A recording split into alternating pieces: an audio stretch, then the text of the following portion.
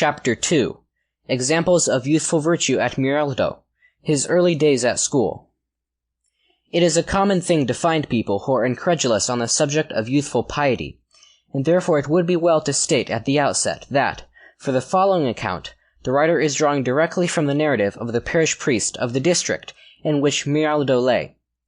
In his written account he states, "Soon after I had been appointed to Miraldo, and had commenced my duties, my notice was drawn in a special manner to a little boy of about 5 years of age, who was brought by his mother to the church. His gentle countenance, his air of composure, his whole demeanor so devout and attractive, drew my attention to him, as they had already drawn the notice of others. When he had learnt the way to church, he would sometimes arrive there before the doors were opened.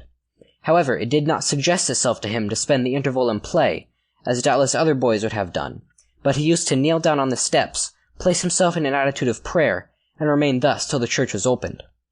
Neither rain nor snow seemed to affect him in any way when he was thus occupied. It was therefore very natural that I should be curious to make the acquaintance of this extraordinary child, and I found that he was none other than the little son of the blacksmith Charles Savio.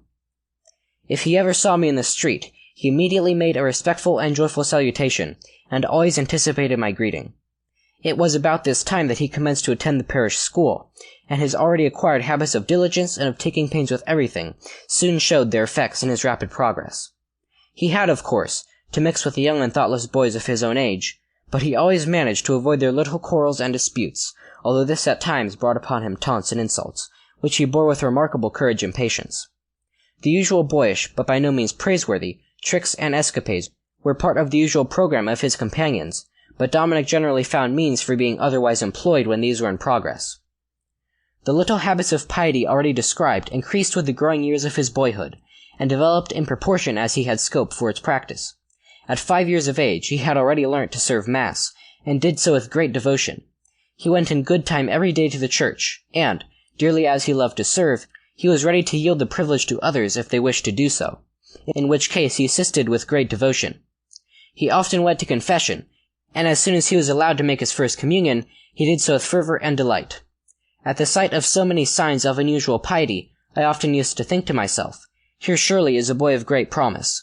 God grant that some means may be found to bring such rare gifts to maturity."